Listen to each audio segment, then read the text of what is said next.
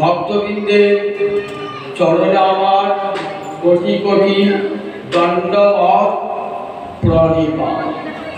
পাঠের প্রারম্ভে আমি একটা কথা আপনাদের বলি, যেখানে ব্যাসাসক্তি হয়েছে সম্পূর্ণ অপরাধ।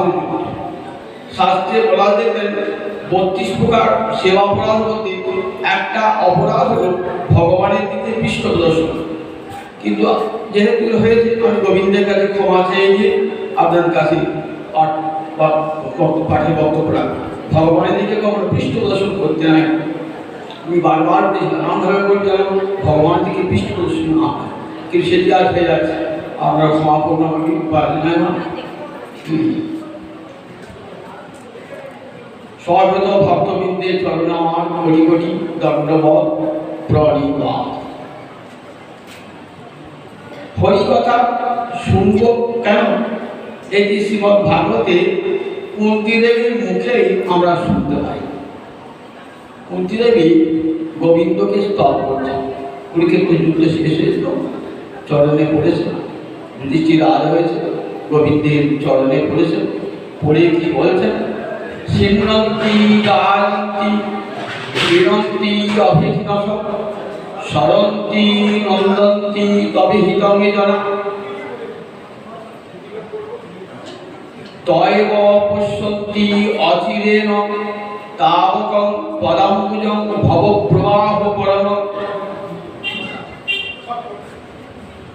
সিন্নন্তি গায়ন্তি স্মরন্তি নন্দন্তি। দেখুন, সিন্নন্তি মানে যারা বসে বসে হরি কথা শ্রবণ করছেন, বসে বসে সব সময় একদিন আপনি শুনলেন এর বর্তমান কালে কি আছে। সিন্নন্তি গায়ন্তি অভিঘ্ন স্মরন্তি নন্দন্তি তবে হিতমে জনা। তব মানে তোমার যুষ্মৎ শব্দের ষষ্ঠী এক বছরে তব দিয়ে ভগবানকে বলছেন তব ইহিতম। ইহিতম মানে লীলা, তোমার লীলার কথা যারা বসে বসে সিন্নন্তি সব সময় শ্রবণ করে। গৃণন্তি মানে যারা উচ্চারণ করেন তোমার নাম। স্মরন্তি কথা শুনে মনে মনে স্মরণ করেন। নন্দন্তি পাঠ হচ্ছে বলে আনন্দ অনুভব করে।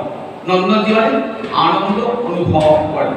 আজ আমার গৃহে কি মঠে ভাগবত পাঠ হচ্ছে, আমি শ্রবণ করবো, মনে আনন্দ হওয়া। নন্দন্তি তব এই গম্য। ফলটা কি হয়? তয়ব পশ্যন্তি, তারপরে তেব পশ্যন্তি, একমাত্র তারাই। এবং এই অব্যয় ভাষ্যিকার হয় মানে তারাই। তে মানে তাহারা, এই এবটা যেগুলো একমাত্র তারাই। পশ্যন্তি মানে দেখতে পান। কি দেখতে পান? তব পদাম্বুজং, তোমার চরণ কমল তারাই জগতে দেখতে পান। কত দেখতে হবে দেখতে? বলেন অচিরে শীঘ্রই দেখবেন তারা তোমার চরণ কমল। তোমার চরণ কমল দর্শন করে আমার কি হবে? বলেন ভবপ্রবাহ পরম। ভব যে প্রবাহ, এই সংসার সমুদ্রের যে প্রবাহ, একবার আসা একবার যাওয়া, একবার আসা একবার যাওয়া। পুনরপি জননম পুনরপি মরণম পুনরপি জননী যথরে শয়নম। এই নাম ভবপ্রবাহ। আমি মরে গেলে যে আর জন্মাপদার্থ নয়, আমাকে তো আবার আসতে হবে। আমরা বলি না মরলেই বাঁচি, বাবা বাঁচবে না, আবার আসতে হবে কষ্ট ভোগ করবার জন্য। যে যে কর্মগুলো করেছো তার ফল ভোগ করতে হবে না? সেই ফল ভোগের জন্য আবার তো আসতে হবে, তাহলে একবার করে যাব আর একবার করে আসবো। এই নাম ভব প্রবাহ। এই ভব প্রবাহের মোচন কখন হবে? আর আমাকে জননী জঠরে আসতে হবে না। কি করলে? বলছেন যারা তোমার চরণ কমল দর্শন করবে। গোবিন্দ চরণ কমল যদি কেউ দর্শন করে তাহলে তার ভবপ্রবাহের উপরম উঠে যায়। সংসার নদীতে যে নিরন্তর প্রবাহ চলছে, সেই প্রবাহে চিরবিশ্রান্তি আর প্রবাহে আসতে হবে না। তাহলে গোবিন্দ চরণ কমল দর্শনের জন্য যোগী ঋষি ধ্যানী জ্ঞানী যুগ যুগ ধরে তপস্যা করছেন।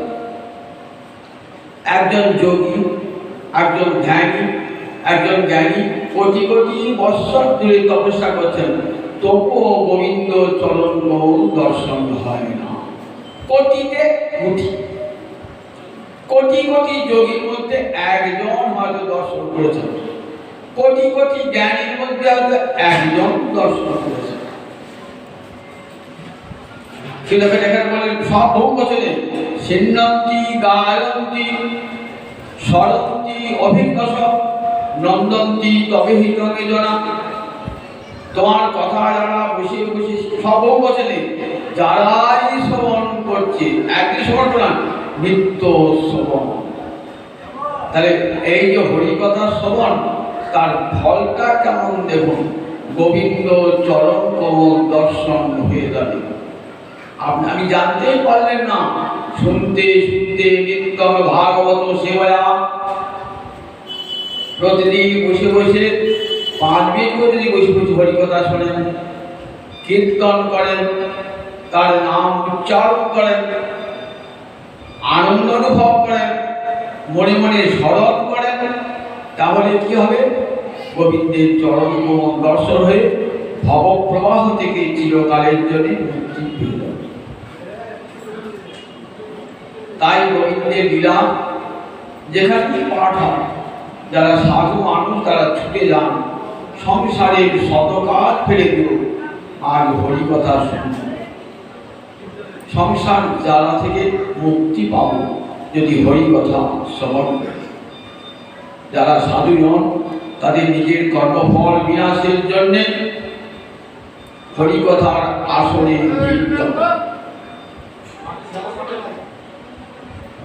গোবিন্দের লীলার 3টে ভাগ। বৃন্দাবন লীলা, মথুরা লীলা আর দ্বারকা লীলা। 125 বছর গোবিন্দ পৃথিবীতে প্রকট ছিলেন। 125 বছর মানুষ বেঁচে থাকতে, 125 বছর মানুষ বেঁচে থাকবে। গোবিন্দ নবমীটা করছেন তো, গোবিন্দ 125 বছর তার লীলাটা। এই যে 125 বছরের লীলা, এই লীলার 3টে ভাগ। ব্রজলীলা বা বৃন্দাবন লীলা, তারপরে শুরু হয়েছে মথুরা লীলা, তারপরে দ্বারকা লীলা। ব্রজলীলা তার সময় সামান্য 10 বছর কয়েক মাস, তারপরে মথুরা লীলা, তারপরে দ্বারকা লীলা। যা ব্রজলীলা কৃষ্ণ পূর্ণতম, গোপী পূর্ণতমা। মথুরা লীলায় গোবিন্দ পূর্ণতর। ভালো শুনুন, গোবিন্দ পূর্ণতর, মথুরার নাগরীরা পূর্ণতরা। দ্বারকায় কৃষ্ণ পূর্ণ, দ্বারকার মহিষীরা পূর্ণা। তাহলে কলিলাটা সর্বোত্তম হল, যেটা পূর্ণতম সেটাই। দ্বারকায় কৃষ্ণ পূর্ণ, মথুরায় কৃষ্ণ পূর্ণতর, ব্রজে কৃষ্ণ পূর্ণতম। এখানে তার ঐশ্বর্যেরও পূর্ণতম প্রকাশ, মাধুর্যেরও পূর্ণতম প্রকাশ। সেই জন্যই গোবিন্দ লীলাটি ব্রজলীলায় পূর্ণতম লীলা। ব্রজের যে লীলাকে রসিক আবার তিনটে ভাগ। তিনটে ভাগ কি কি? কৌমার, পৌগণ্ড, কৈশোর। কৌমার লীলাটা কতদিন? 5 বছর বয়স পর্যন্ত। কৌমার পঞ্চমাবধি 5 বছর বয়স পর্যন্ত গোবিন্দের কৌমার লীলা। 5 বছরের পর হতে 10 বছর পর্যন্ত দশমাবধি ভগবানের পৌগণ্ড লীলা। পয়ৌগ মধ্যে নয় গয়ে পৌগণ্ড, বুঝতে পৌগণ্ড লীলা। 10 বছরের পর ভগবানের কৈশোর লীলা।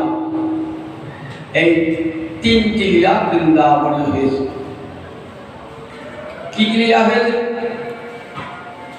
ভগবানের কৌমার লীলা, পৌগণ্ড লীলা বা বাল্য লীলা, আর কৈশোর লীলা।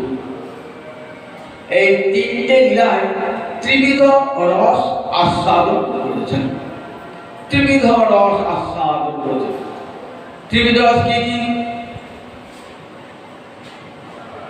সখ্য রস, বাৎসল্য রস আর মধুর রস। কৌমার লীলায় কি রস আস্বাদন হয়েছে? দেখুন, তখন বাৎসল্য রস আস্বাদন হয়েছে। মা যশোদা পিতানন্দে স্নেহ ভালোবাসা পেয়ে গোবিন্দের যে বাৎসল্য রস, সেই আস্বাদনের ক্ষুধা মিটিয়েছেন কে? মা যশোদা, রোহিণী, নন্দ বাবা এবং ব্রজের বৃদ্ধ গোপীরা। এই লীলাটা গোবিন্দের বাল্য লীলা। তারপরে পৌগণ্ড লীলা বা বাল্য লীলা, শৈশব লীলা হয়ে গেল। এটা শ্রীরাম সুদাম সখাগণ সঙ্গে লীলা। সখ্য রসের আস্বাদন, প্রথমে বাৎসল্য রসের আস্বাদন, তারপরে সখ্য রসের আস্বাদন। শ্রীরাম সুদাম সখা সঙ্গে কাঁধে চড়ে কাঁধে করে করে ক্রীড়া।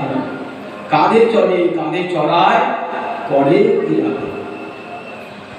শ্রীরাম সুদামের কাঁধে চড়ে, আবার শ্রীরাম সুদামকে কাঁধে চড়া, এমনি করে খেলা করে, যুদ্ধ করে। তারপরে কৈশোর লীলায় ব্রজগোপীগণের মধুর রস আস্বাদন করে। মধুর রস, ব্রজগোপীগণের মধুর রস আস্বাদন করে। তাহলে 3টে রস আস্বাদন হল। বাৎসল্য রস, সখ্য রস আর মধুর রস। বুঝে আরেকটা রস আছে দাস্য রস, কিন্তু আমরা দেখতে পাই মধুর রস, বাৎসল্য রস আর সখ্য রসেরই লীলা প্রাবল্য। সেখানে দাস্য রসের কথা উল্লেখ করলাম না। আর শান্ত রসটি বৃন্দাবনের নাই। সনক সনাতনাদি নবযোগীন্দ্র এদের শান্ত রস। শান্ত রসে প্রেম পর্যন্ত হয়, তার কিছু হয় না। ভগবানের সঙ্গে সম্বন্ধযুক্ত ভালোবাসা হয় না। তাহলে হোলি খেলা কি? কোন বয়সের লীলা? কৈশোরের লীলা, ব্রজগোপীগণের সঙ্গে লীলা, জুড়ন লীলা, রাস লীলা। এগুলি সব কোন বয়সের লীলা? মধুর রসের লীলা আস্বাদন ব্রজগোপীদের সঙ্গে। রাস এগুলি সব ব্রজগোপীদের সঙ্গে আস্বাদন মধুর রসের লীলা। মধুর রস সর্বোপরি। সব রসের ভিত্তি হল দাস্য রস। দাসের আছে কৃষ্ণ সেবা, এর বেশি অধিকার নাই। দাস্য রসের পর সখ্য রস, সেখানে কি আছে? কৃষ্ণের সেবা আছে। তার সঙ্গে আছে অভিন্ন মনন। একটা সখার সঙ্গে আর একটা সখার কেমন ভাবনা? সমপ্রাণ সখা মতো। কাকে সখা বলে? সমপ্রাণ সখা। প্রাণ যদি একরকম হয় তাকেই বলে সখা।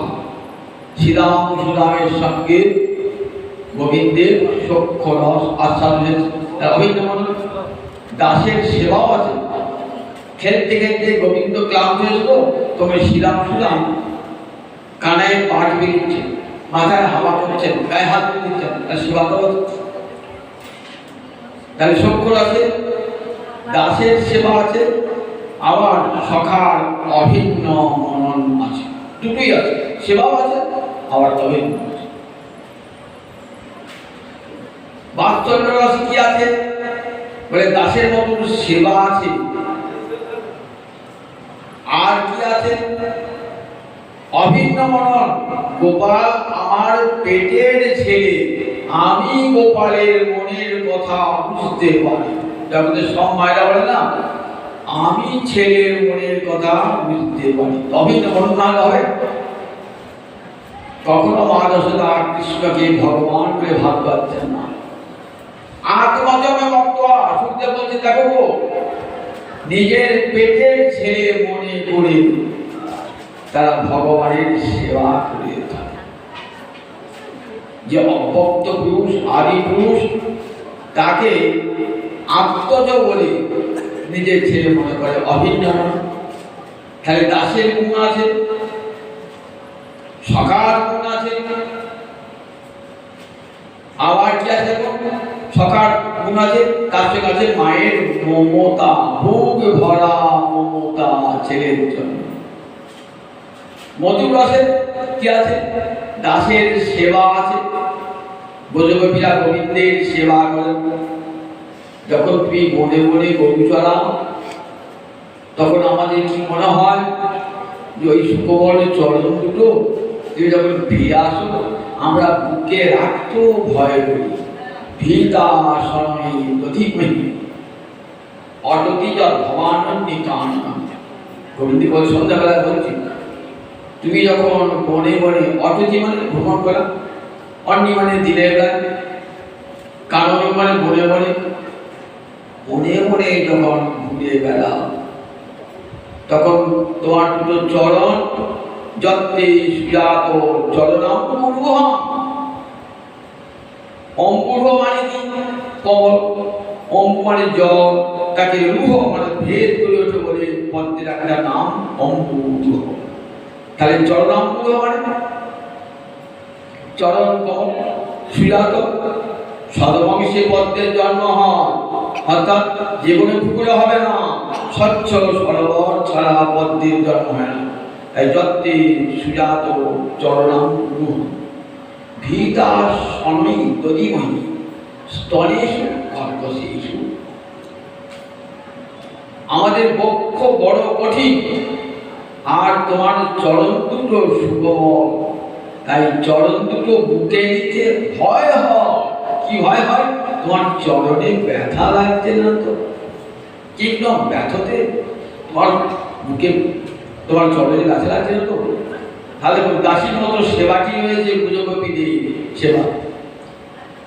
আমি কৃষ্ণ পর দাসী, ইহ রস সুখরাশি, আরে ক্রিয়া করে আত্মসার, কবু না দেন দর্শন, যারে মোর তনু মন, তবু দিহ মোহনে প্রাণ।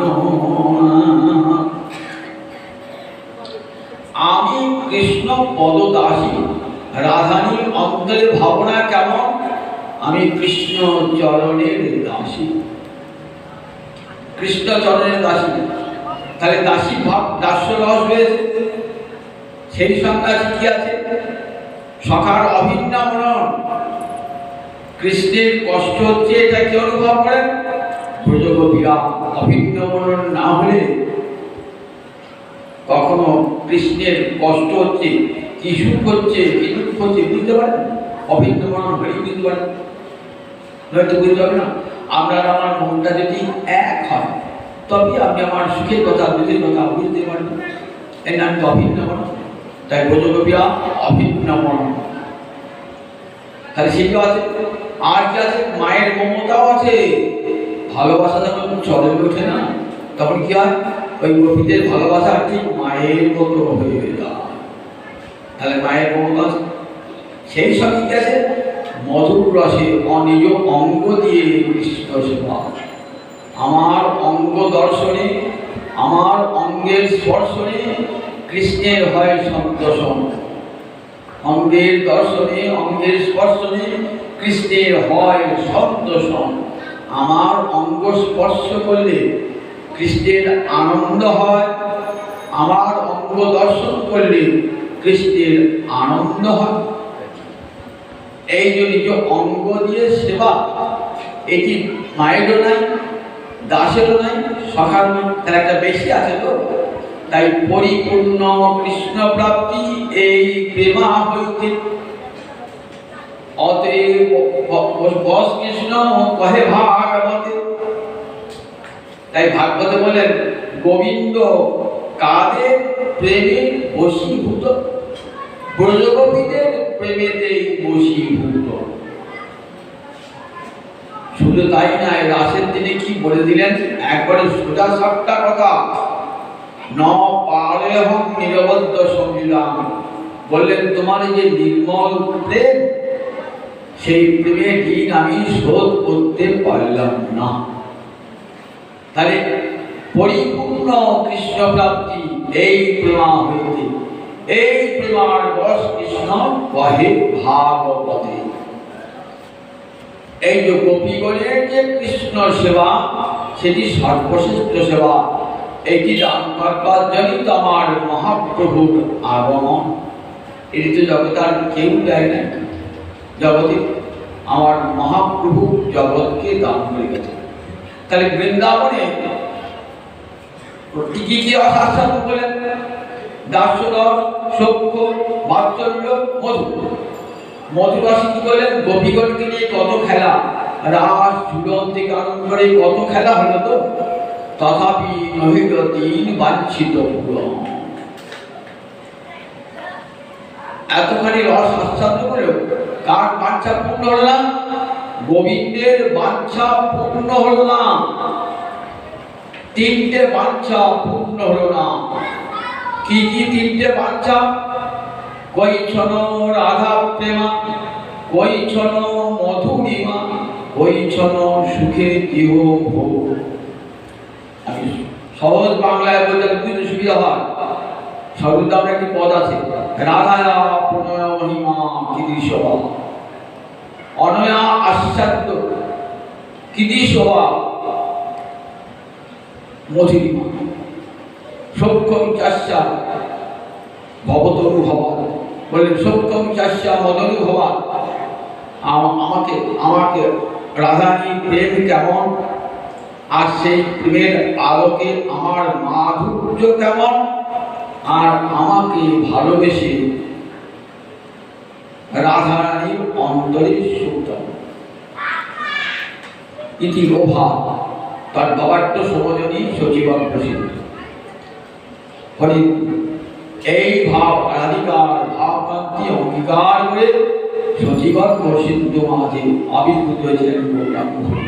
এখন দেখো না, একটা বাচ্চার কথা আজ আলোচনা করব। কৈছন রাধা শিরাধায়া প্রণয় মহিমা কীদৃশ। রাধারানীর প্রেমের মহিমা কেমন? স্বরূপদামোদর যে মহাপ্রভু অন্তরঙ্গ পার্শ্বদ, সবসময় কাছে থাকতেন, তিনি বলছেন, শিরাধায়া প্রণয় মহিমা কীদৃশ। রাধারানীর প্রণয় মহিমা কেমন, এটা জানতে ইচ্ছা হলো কার? গোবিন্দ। গোবিন্দ তো সর্বজ্ঞ, সর্ববিদ। বেদ বলেছেন গোবিন্দ সর্বজ্ঞ। কাকে সর্বজ্ঞ বলে? সর্বকে জানাতি যশ, যে সবে জানে তাকেই বলে সর্বজ্ঞ। জগতে এমন কিছু ঘটে না যা গোবিন্দ জানে না। আমি বাইরে লুকিয়ে যেমন করে কাজ করুন না কেন, কে জানতে পারে? একমাত্র গোবিন্দ সব জানতে পারেন। তিনি জীবের ভিতরে আছেন, আবার বাড়ি আছেন। যস্য নিঃশ্বাসিত বেদা বেদ যার বিশ্বাস স্বরূপ, অখিল জ্ঞান যা হতে নির্গত হয়েছে, কিন্তু সর্বজ্ঞ ভগবান, কিন্তু তিনিও রাধারানীর প্রেমের অনুভব করতে পারলেন না। না জানি রাধার প্রেমে আছে কত বল, সে প্রেমে আমার সদা করে যে বিহব্বল। সবার শক্তি জানতে পারি, কিন্তু রাধারানীর প্রেমের শক্তি আমি জানতে পারি না। না জানি রাধার প্রেমে আছে কত বল, বল মানে শক্তি। রাধারানীর প্রেমে কত শক্তি আছে আমি জানি। যে প্রেমে আমারে সদা করে যে বিহব্বল, ওই রাধারানীর প্রেম আমাকে পাগল করে তোলে। রাধারানীর প্রেম মানে প্রেম আর রাধারানী পৃথক বস্তু নয়। প্রেম আর রাধারানী পৃথক বস্তু নয়। যেমন একটা সোনার কুণ্ডল আর সোনার হাত, দুটি সোনা, দুটি এক বদলে গড়। কুণ্ডলটা আমরা সোনার একটা কুণ্ডল, সেটা আমরা বাঁশকে ভরা ছিল। স্বর্ণকারকে দিলেন, স্বর্ণকারকে দিয়ে বললেন আমাকে হাট করতে। যখন বাঁশকে ভরা ছিল তখন তার এত মাধুর্য ছিল না। আপনি গলায় করলেন হার করে, তখন তার কত মাধুর্য। ওই সোনাই কিন্তু কুণ্ডল ভরা।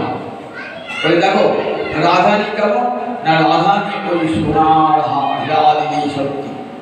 রাধারানী আর কৃষ্ণ প্রেম দুটো কখনো পৃথক নয়। প্রেম দুটো পয়সা, মুক্ত আর অমূর্ত। মুক্ত মানে মূর্তি রূপে দেখা যাবে, আর অমূর্ত মানে দেখা যায় না।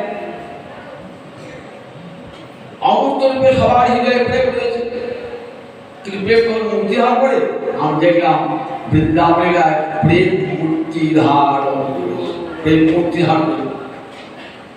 কৃষ্ণ প্রেম রাধা মূর্তি ধারণ করে আবির্ভূত হয়েছে, প্রেমের অধিষ্ঠাত্রী দেবতা রূপে। তাহলে প্রেমের দুই প্রকার, একটি মূর্ত আর একটি অমূর্ত।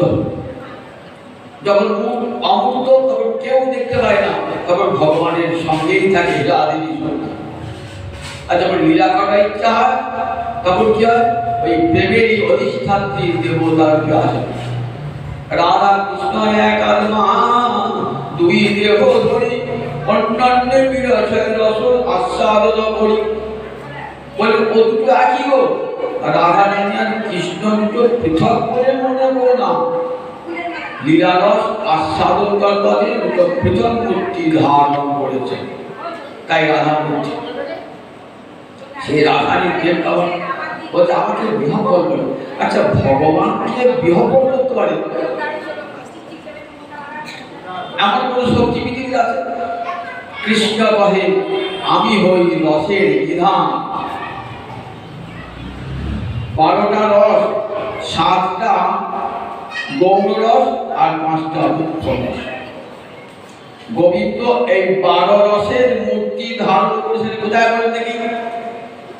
একবারে 12টা রসের মূর্তি যখন কংসালয়ে ঢুকেছেন কংসকে বধ করবার জন্য। 12 রসের মূর্তি, 12টি রসের মূর্তি গোবিন্দ। কেউ দেখছেন শাস্তিদাতা যম রূপে, কেউ দেখছেন নিজের পরিজন রূপে, কেউ দেখছেন সখা রূপে, কেউ দেখছেন সন্তান রূপে, যোগীরা দেখছেন পরমাত্মা রূপে। আবার মথুরার রমণীরা কি দেখছেন? সর্বশ্রেষ্ঠ প্রেমিক পুরুষ রূপে দর্শন করছে মধুর রসে। তাহলে 12টি রসের মূর্তি গোবিন্দ যখন কংসালয়ে প্রবেশ করেছেন, দ্বাদশ। তাই আমি হই রসের অধিধান। এই 12টা রস তো আমার আশ্রয়ই থাকে। তাহলে রাধার প্রেমে এমন কি শক্তি আছে যে শক্তি আমাকে বিহ্বল করে দেয়, আমাকে নাচায়। রাধার প্রেম গুরু আমি শিষ্য নয়, নিত্য আমার নানা নিত্যে নাচার উদ্ভব। পাগল হয়ে কি আর পাগল হয়ে নৃত্য করে, আনন্দে নৃত্য করে, কখন খুব আনন্দ আমার জানা। তখন কি বল পাগলের মধ্যে নৃত্য কথা করেছে এত আনন্দ।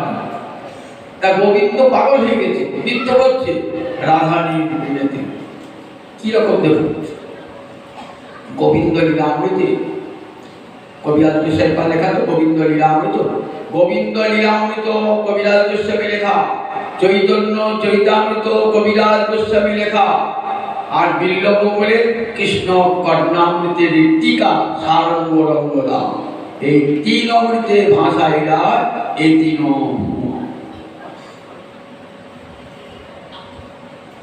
গোবিন্দ এসেছে রাধার কথা মনে পড়ে গেছে। গোবিন্দ কোথায় এসেছে? রাধা কুণ্ডের তীরে শ্রীরাম সুরাম সকাবনে এবং বড়লামে করে প্রচারণের ভার দিয়ে চলে এসেছে রাধাকে দর্শন করবার জন্য। কোথায় এসেছে? রাধা কুণ্ডের তীরে। রাধাকে দর্শন না হলো রাধা কুণ্ডের দর্শনই মন ভরে যেত, কারণ রাধা কুণ্ড এবং রাধারানী এক, রাধারানী আর রাধা কুণ্ড এক। একবারে রাধা কুণ্ডে যেই করে স্নান, কৃষ্ণ তারে রাধা সম প্রেম করে দান। তাই রাধা কুণ্ড আর রাধারানী এক। গোবিন্দ যখন রাধারানীর মূর্তি খারাপ করতো না, চলে আসছে রাধা কুণ্ডে। বৃন্দাকে পাঠিয়ে যাও বৃন্দা রাধারানীকে নিয়ে এসো। বৃন্দা তো দুটির কাজ কি? গোবিন্দের সঙ্গে রাধারানীর মিলন ঘটিয়ে দেওয়া। বৃন্দা যাচ্ছেন অধিমধ্যে রাধারানীও তো মন চঞ্চল হয়েছে। গোবিন্দের যেমন মন চঞ্চল রাধারানীকে দর্শন করবার জন্য, রাধারানীও মন চঞ্চল হয়েছে কৃষ্ণকে দর্শন করবার জন্য। এসেছেন, আসছে রাধারানী কোথায়? রাধা পথে দেখা, বৃন্দার সঙ্গে দেখা। কসমাৎ বৃন্দে, ওরে বৃন্দে তুই কোথাও যাচ্ছিস? কোথাও যাচ্ছিস? বৃন্দাকে জিজ্ঞাসা করছি, বৃন্দে তুই কোথাও যাচ্ছিস? হরে পাগলা, আমি গোবিন্দের চরণ মূল থেকে আসি। পুত অশোক কোথায় আছে? সেই গোবিন্দ শ্রীহরি কোথায় রয়েছে? কুণ্ডারণ্যে রাধা কুণ্ডের বনে ঘুরে ঘুরে বেড়াচ্ছেন। আচ্ছা সেখানে কি কাজ? ঘুরে ঘুরে বেড়াচ্ছেন কি মিহকুড়িতে? সেখানে কি করছেন? কি মিহকুড়িতে নৃত্য শিক্ষা, নাচ শিখছে গোবিন্দ। নাচ শিখছে গোবিন্দ রাধা কুণ্ডের ধীরে ধীরে বনে বনে পাগলের মধ্যে ঘুরে বেড়াচ্ছেন নৃত্য করতে করতে। তা বলছেন শৈলশী ভগবতী না, যেমন নর্তকী সে যেমন কি করে নাচতে আসতে সব ঘুরে থাকে, গোবিন্দ সেই রকম ঘুরে খাচ্ছে। গুরু কর, গুরুকে নাচ শেখানোর তো গুরু আছে, তার তো তোমার তার গুরুকে। বৃন্দাকে জিজ্ঞাসা করছে রাধা, বলছে তুমি আমি তো এখানে প্রতিমধ্যে আছি, আর রাধা কুণ্ডের তীরে আছে গোবিন্দ। আমি কোথায়? আমি নাচতে গেলাম। তন মূর্তি, তোমার মূর্তি, আমি যেখানে আমার মূর্তি। বলছে প্রতি তরুলতা দিগ্বিধি প্রতি তৈলতা। বলছে দেখো ওই রাধা কুণ্ডের প্রতি তরুলতায় এদিকে সেদিকে পূর্ব পশ্চিমে উত্তর দক্ষিণ ঈশান অগ্নি দৈনিক বায়ু 10 দিকে কি দেখছেন? তোমার মূর্তি দর্শন করছেন। তোমার মূর্তি গোবিন্দ দর্শন করছেন। তুমি নাচছো আর তোমার পিছনে পিছনে গোবিন্দ নৃত্য করছে। যে সেখানে নাচ, সে প্রথমে নাচে আর তার নাচ দেখে দেখি পশ্চাতে কারণ আছে, তার নাচ শিখছে। রাধারানী নাচছেন, বলছে আমি তো এখানে। তাহলে তাকে নাচ শেখাচ্ছে কে? বলছে তুমি শেখাচ্ছ, আমি তো এখানে। তোমার মূর্তি কোথায়? প্রতি তরুলতা দিগ্বিদিক সুস্ফুরন্তি। রাধা কুণ্ডের প্রতি তরুলতায় প্রতি দিগ্বিদিকে তোমার মূর্তি স্ফূর্তি প্রাপ্ত হচ্ছে। আর সে তোমার নৃত্যরতা মূর্তি দেখে গোবিন্দ নাচছে। দেখুন একবার রাধারানীর প্রেম কেমন করে কৃষ্ণকে পাগল করেছে। আমি চিন্ময় তত্ত্ব, আমি পূর্ণ আনন্দময়, আমি পূর্ণ তত্ত্ব, তথাপি রাধারীর প্রেমের এমন মহিমা যে আমাকে নাচাচ্ছে সেই প্রেম। আচ্ছা, গোবিন্দের প্রেমে কারণ আছে? মহাদেব নাচছে, ব্রহ্মা নাচছে, অনন্তনাগ বাসুকী নাচছে, দেবরাজ ইন্দ্র নাচছে, এই জগতে রাজর্ষি ভরত নৃত্য করছে। দেখুন একবার, তাহলে গোবিন্দের প্রেম এই লোকে সেই লোকে, সেই প্রেমের একটু বলাদার পেয়েছে তার নাচছে। আর গোবিন্দ নাচছেন কার প্রেমে? গোবিন্দ নাচছেন রাধা রানীর প্রেমে। তাহলে জগতে সব থেকে বড় কে? গোবিন্দের উপর রাধা রানী, জগৎগুরু রাধা রানী। গোবিন্দের প্রেমে ভোলানাথ নাচে, ব্রহ্মা নাচে, বাসুকী নাগ বাঁশি শুনে মাথা নাড়ে, পৃথিবীটা বুঝে রাখবা। আর সেই গোবিন্দ নাচছে রাধা রানীর প্রেমে।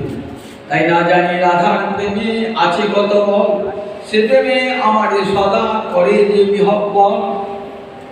তাই রাধারীর প্রেম কত উঁচুতে।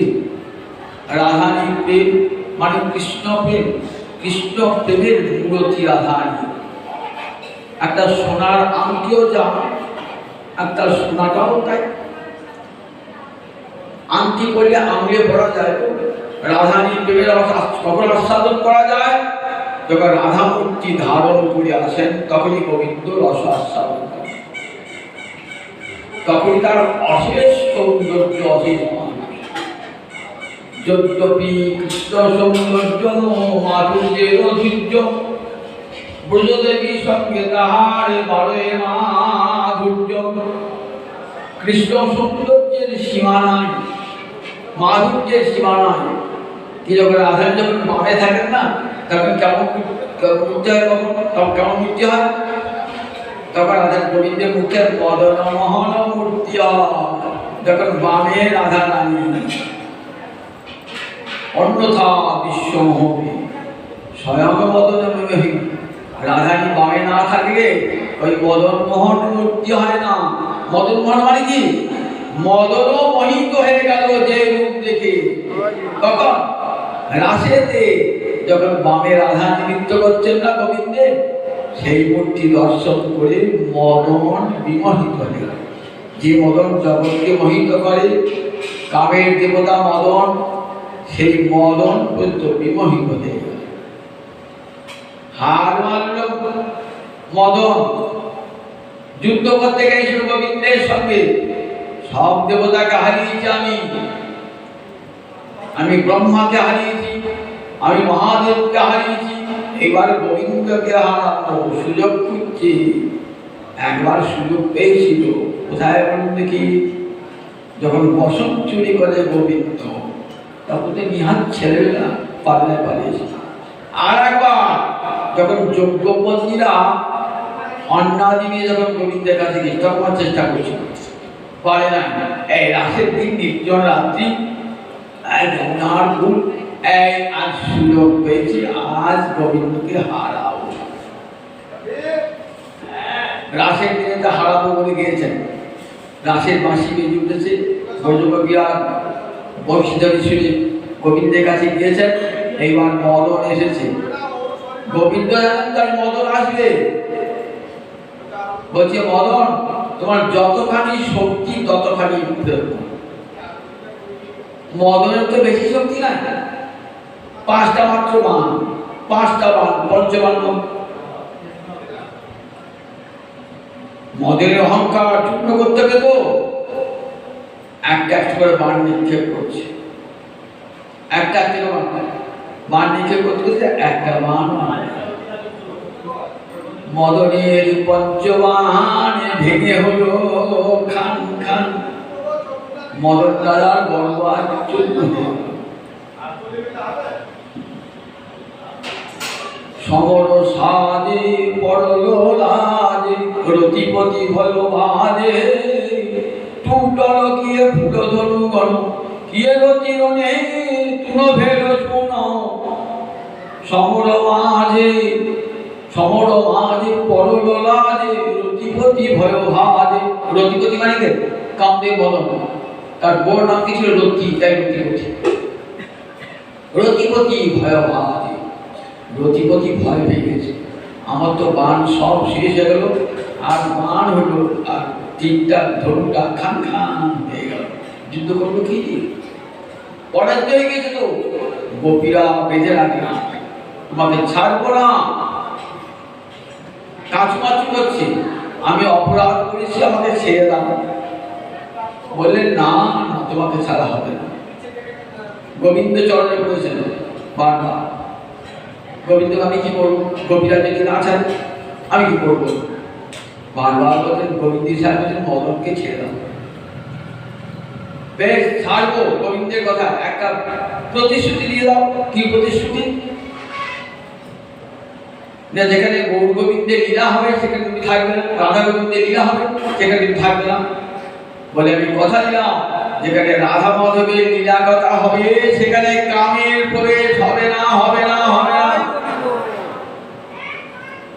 রাধা মাধবের কথা সেখানে, সেখানে কোন প্রকার বিকৃত ভাবনার স্থান পাবে না। তাই নাম ধরে তিনি পঞ্চস্বর দর্প,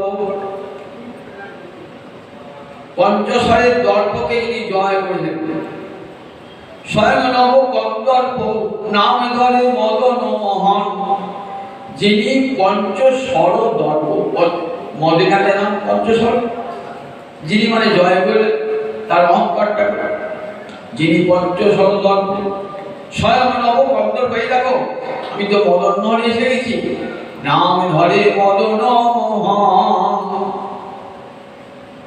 তাহলে রাধারানী প্রেম গোবিন্দকে কত উঁচুতে তুলে রেখেছে। রাধারানী প্রেম, এই প্রেমের বর্ণনা শেষ হয় না।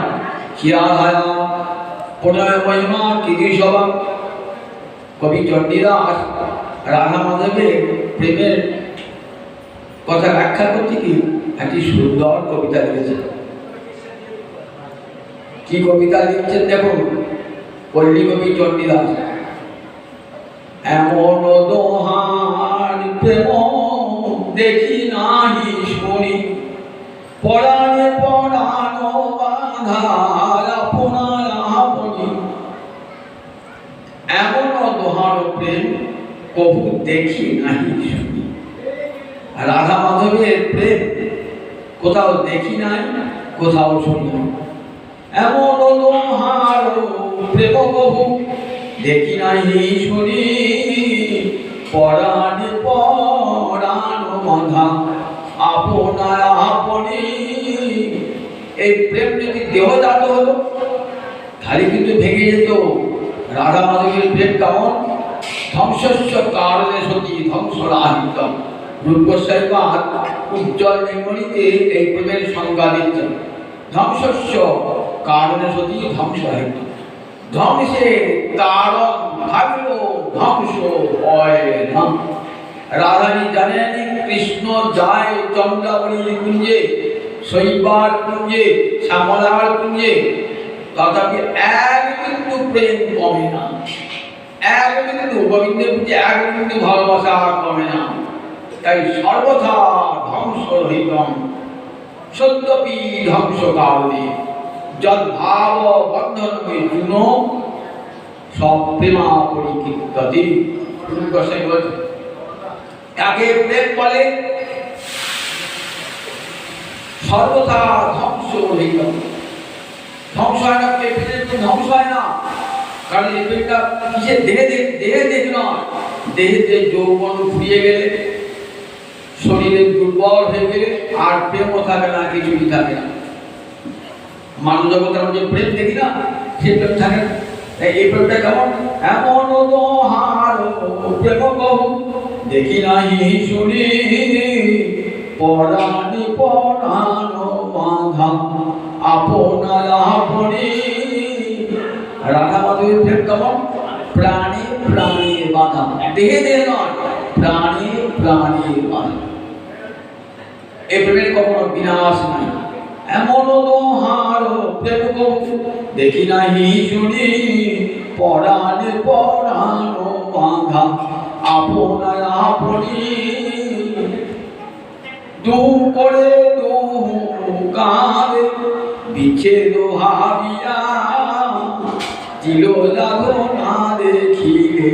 যায় যে মরিয়া, দুহু করে দুহু কাঁদে।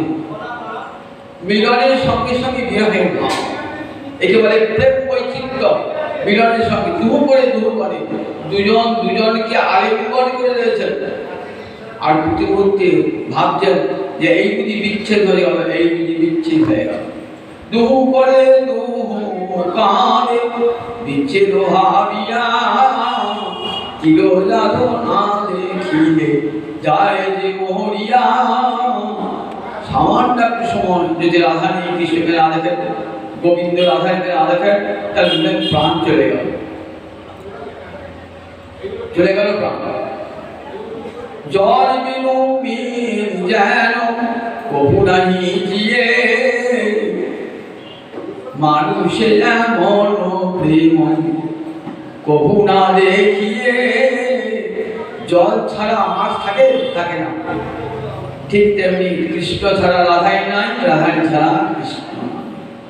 তাই মানুষে এমন প্রেম হয় না, হয় মানুষের প্রেম সেটা কাম মাত্র, দেহের রূপ সৌন্দর্য দেখে ভালোবাসা, রূপ সৌন্দর্য ফুরিয়ে গেল, ভালোবাসাও শেষ হয়ে গেল। তদ্দিন পর্যন্ত ভালোবাসা থাকে না। একজনকে ভালোবাসার পর আবার একজনকে ভালোবাসি, তাকে ছেড়ে দিয়ে আবার একজনকে ভালোবাসি, এর নাম প্রেম নাকি?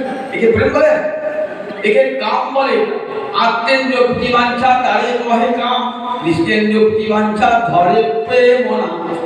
আমরা কাম আর প্রেমের তফাৎ জানি না, তাই এই জগতের নরনারী ভালোবাসাকে আমরা বলি প্রেম হয়েছে। প্রেম কি করে প্রেম হবে? বলছে কামের লোহা, প্রেম সোনা। কাম অন্ধকার আর প্রেম দিবালো, ভাস্বর সূর্যালো। কাম অন্ধতম, সেই কামটাকে আমরা বলি প্রেম। দেখুন একবার কবিরাজ সেই পারবো না, ও এটা প্রেম নয়, এটাকে প্রেম বলে প্রেমের অপমান হয়, এটা কাম বলবে। যতদিন শরীরে কাম থাকে ততদিন ভাব প্রেম ভালোবাসা হয়ে যায়। তার কথা জগৎ দেখুন, থাকতে থাকতে একটা মানুষ আর একটা মানুষকে ভালোবাসি কেমন করবো? 50 একটা মেয়ে 50 পুরুষকে ভালোবাসি, আর একটা পুরুষ 50 মেয়েকে ভালোবাসি, কি করে হয় এটা ভালোবাসা? এক ভালোবাসা হয়। দেখো রাধা কিলো রাধো না দেখিলে যায় যে মোহরিয়া, চাতকে জগদে প্রেম সে নহে তুলনা। চলিদাস দেখাচ্ছেন, আচ্ছা বলছো রাধা মাধবের প্রেমের তুলনায় তো, আচ্ছা চাতকের সঙ্গে জলদের একটা প্রেম আছে, কিন্তু এটা কিন্তু দীর্ঘস্থায়ী প্রেম, এটা তুলনা হবে না। চাতক একটা পাখির নাম, চাতক পাখি। দেখবেন সেই পাখিটা বর্ষাকালে আকাশে মেঘ দেখা যায় না, তখন ফটিক জল করে ঘুরবে। এখন নদী নালার জল রয়েছে, পুকুরের জল, সে খাবে না, সে খাবে কোনটা বলতে পারি? ওই বর্ষার জল সে খাবে, জল মেঘে। চাতকে জলে প্রেম সে নহে তুলনা, সময় না হইলে না দেয় এক কণা। যতক্ষণ সময় না হচ্ছে, বর্ষাকাল না আসছে, মেঘ এক কণাও জল দান করবেন না। চিৎকার করে থাকি বেঁধে গেলেও দেবেন না। আচ্ছা চাতকে জলের মেঘের সঙ্গে তুলনা হল, ভ্রমরে কুসুমে প্রেম সেব নহে তুল। ভ্রমরের সঙ্গে ফুলের একটা প্রেমের সম্পর্ক আছে। ফুল ফুললে ভ্রমর সেখানে যায়, তার মধু খায়। এই প্রেমটা রাধা গোবিন্দকে খাবে না। ভ্রমরে কুসুমে প্রেম সেব নহে তুল। ঘুমাবেন না কেউ, ভালো করে শুনবেন, আমি একটা বলছি বুড়ো মানুষ। ভ্রমরে কুসুমে প্রেম সেব নহে তুল। ভ্রমরের সঙ্গে ফুলের একটা ভালোবাসা আছে, সেটা কি রাধা গোবিন্দের প্রেম? বলে না, ভ্রমর না আসিলে বহু না যায় ভুল। একদিন ভ্রমর আসতে ভুলে গেছে, আসে না, ফুলকে ডাকতে যায়, তুমি এখানে কেন যায় না, ফুল যায় না তার কাছে, তাহলে সেই প্রেমটাও সমান হলো না। ভানু কমলে প্রেম সেও নাহি হয়। হিমে কমল মনে মানুষকে হিম মানে ভানু আর কমল, ভানু মানে সূর্য আর কমল। পদ্মফুলের সঙ্গে সূর্যের একটা ভাব ভালোবাসার সম্পর্ক আছে। তার মধ্যে সূর্য উঠলে পদ্মফুল একটি করে খুশিতে পাবনি মেলে, খুব খুশি সূর্যকে দেখে। এ যখন যেমন প্রেমিককে দেখলে খুব খুশি হয়ে যায় না, যেমন পদ্মফুলটা রাত্রিবেলা মুদ্রিত, এই পরে আকাশে সূর্য দেখবে না, অনেক ধীরে ধীরে ধীরে ধীরে হাসতে হাসতে হাসতে হাসতে তার পাবনি করে বিকিরণ করে দিচ্ছে। তাহলে তার পদ্মের সঙ্গে আবার এই সূর্য ডুবে যায়, তখন পদ্ম তার পাবনিটা গুটিয়ে নেয়, খুব দুঃখ পেয়েছে বলে গুটিয়ে নেয়। এই তুলনাটা হবে বলে না, ভানু কমলে প্রেম সেও নাহি হয়। সূর্যের সঙ্গে কোমলের যে প্রেম ভালোবাসা, সেটাও আমার রাধা গোবিন্দের ভালোবাসার সমান নয়। তাহলে কোনটা রাধা গোবিন্দের প্রেমের সমান, কোনটা হবে বলে, হিমে কমল মনে ভানু সুখে রায়।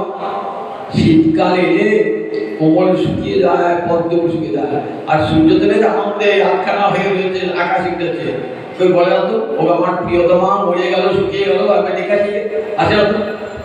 ভানু কোমল সূর্যের সঙ্গে কোমলের যে প্রেম, সেটি রাধারানীর সঙ্গে হয় না, রাধা গোবিন্দের প্রেমের সঙ্গে হয় না। চকরে চাঁদে দেবী, চকরে চাঁদে প্রেম সেও নাহি হয়। চকর একটা পাখি, সে চাঁদের সুধা খাবার জন্য ছুটে যায়। দেখবেন যখন পূর্ণচন্দ্র না, ছোট্ট একটা পাখি ছুটছে ছুটছে ছুটছে, কি জানে ওই চাঁদের সুধা আছে, মধু আছে, খাবার আছে। তিনি কোনোদিন শুনেছেন যে পাখিটা গিয়ে, ওই চাতক পাখিটা গিয়ে, ওই চকর পাখিটা গিয়ে চাঁদের মধু খাচ্ছে? কোনোদিন সে নাগাল পায় না, এত রয়েছে। তাই অতুলন কৃষ্ণ প্রেম চণ্ডীদাসে গায়। এমন তাই কৃষ্ণ প্রেম অতুলন, রাধা মাধবের প্রেম অতুলন। সেই রাধারীর প্রেমের এত শক্তি, কত দিকে তার প্রকাশ করুন দিকে একবার। চূড়ানের প্রকাশ, রাসের প্রকাশ, কত প্রকাশ তার। আবার এই দোল খেলা হল খেলায় তার প্রকাশ। দেখুন রাধারী অঙ্গবর্ণ কেমন, পীতবর্ণ তো। গোপীগণের ভালোবাসার রং কেমন, ভালোবাসের অনুরাগের বর্ণ হলো লাল। সেই জন্য আমরা আবির খেলি, অনুরাগের বর্ণ কৃষ্ণ অনুরাগে। ব্রজ গোপীরা নিধুবনে মাধব খেলে বহু রঙ্গে।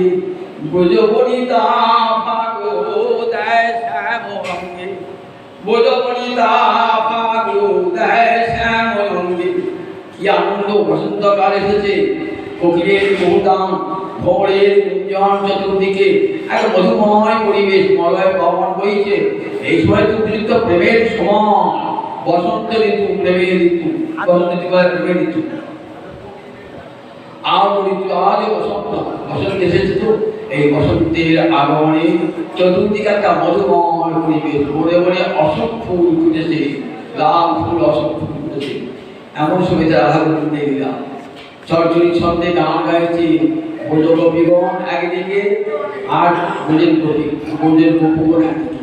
শ্যামকুণ্ডের তীরে গান গাইছে কারা? ব্রজ গোপগণ, ব্রজ বালকেরা, আর ব্রজ বালিকারা রাধাকুণ্ডের তীরে গান করছে। একজন কৃষ্ণের মহিমা গান গাইছে, আর একদল রাধার মহিমা গান গাইছে। তখন খুব আনন্দ, আবির ছোড়াছুড়ি হচ্ছে না, খুব আনন্দ হচ্ছে। সেই সময় আনন্দ ধ্বংস করবার কংস পাঠিয়েছে একটা অসুরকে। সে অসুরটার নাম কি? মেঘাসুর। বাপরে বাপ, সে ভয়ঙ্কর রূপ ধারণ করেছে। মুখ দিয়ে আগুন বার হচ্ছে একবারে। এখনই বোধ হয় ব্রজ বালকগণকে পুড়িয়ে দেয়, ব্রজ বালিকাগণকে পুড়িয়ে দেয়। বাঁচাও বাঁচাও করছেন শ্রীরাম শ্রীরাম। ওদিকে রাধারানী ললিতা বিশাখা বাঁচাও বাঁচাও করছে। গোবিন্দ কি বলেছেন? দেখো, আমার যারা চরণে শরণাগত, আমি তাদেরকে রক্ষা করি। ব্রজবালাদের, ব্রজবাসীর রক্ষা তিনি করবেন চিরকাল। ভগবান কোনো চিন্তা নাই, তোমরা চিন্তা করো। তোমরা গান করো, আমি যাচ্ছি। ভগবান গেলেন, তখন তার বয়স কোথায় পড়ল, 9-10 বছর। গেলেন, সিংহ বিক্রমে ঝাঁপিয়ে পড়লেন, মুখ থেকে আগুন বার হল। সেই আগুনে মেঘাসুরকে পুড়িয়ে ফেললেন। সেই মেঘাসুরের অঙ্গের ধর্ষণে ছাই নিয়ে বোঝের বালক এবং বালিকারা খেলা করছে। সেই থেকে মেলা করা হয়, দেখবেন চাঁচড়ে দিয়ে, আর চাঁচড়ে দিন চটচড়ি শব্দে গান গেয়েছে, তার চাঁচড় আর চাঁচড়ে দিন দেখবেন খড়ের ওই মেলা মেলা তৈরি করা হয়, মেলাসুর তৈরি করা হয়, তাকে পুড়িয়ে দেওয়া হয়। সেই জন্যে এর একটি নাম হতো যেমন দোলযাত্রা, আর এদের আগে বিধু করে কিন্তু একসঙ্গে দোলেন। আবার কে হরিলা বলে, কেন এবার তাৎপর্য আছে।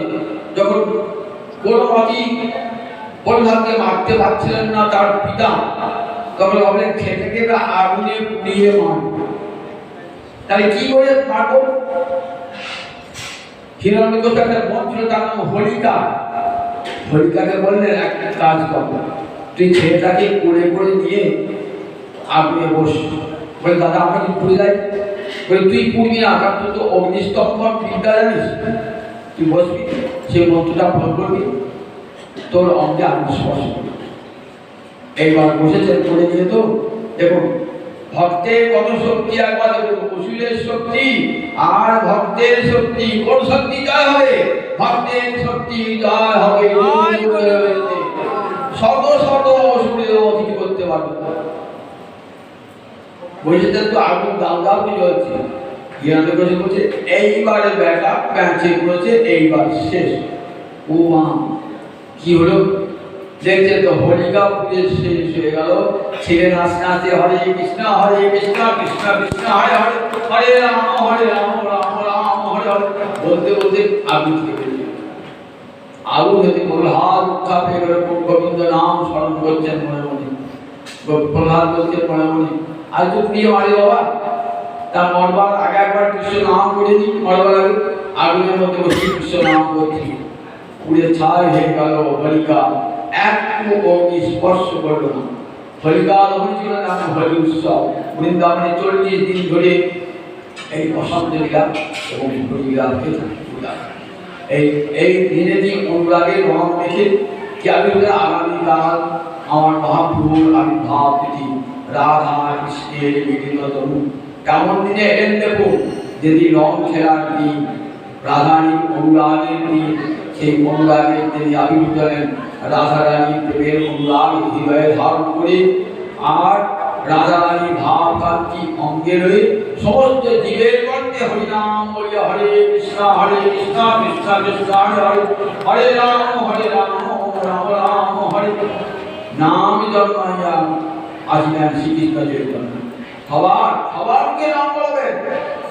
বললেন যারা পাপি দাপি তারা ঠাট্টা করে বলবে, যখন যারা তারাও পরিহাস করে, ওই দেখো হিন্দুরা হরি হরি করছে, তাই সবারকে হরিনাম করাবেন ভগবান।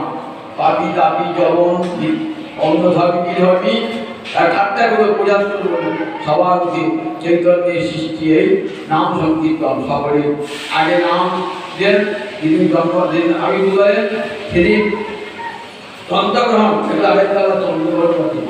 কেন চন্দ্রগ্রহণটা হলো? রাহু বলছে ওরে চন্দ্র তোরা দর্শন মান, অকলঙ্ক পুণ্য চন্দ্র দিলা দর্শন। সকলঙ্ক চন্দ্রে আর কি হবে? তুই তো কলঙ্ক আছে, তোর অঙ্গে কলঙ্ক আছে, সে অকলঙ্ক নিয়ে তোর আকাশটার প্রয়োজন কি? আর নিষ্কলঙ্ক চন্দ্র হচ্ছে গৌরচন্দ্র, গৌরচন্দ্র সুতরাং আর তোমার প্রয়োজন ফিরে গেছে। সকলঙ্ক চাঁদ তোমার প্রয়োজন ফিরে গেছে, তুমি নিষ্কলঙ্ক গৌরচন্দ্র এসেছেন। আগামীকাল গৌর পূর্ণিমা, এই দিনটি পরম আদরে পালন করবেন, উপবাস করে থাকবেন। সন্ধ্যাবেলা একবারে মধুরী লগ্নে সিংহ রাশি সিংহ লগ্নে আমার মহাপ্রভুর আবির্ভাব মধুরী লগ্নে ওই দিনটি ভালোভাবে পালন করবেন। যারা মহাপ্রভুকে ভালোবাসেন, হৃদয় চাঁদকে ভালোবাসেন, গৌর পূর্ণিমা করতে ভালো ভালো ঠিক জন্মাষ্টমী মতন গৌর পূর্ণিমা করতে পারবেন।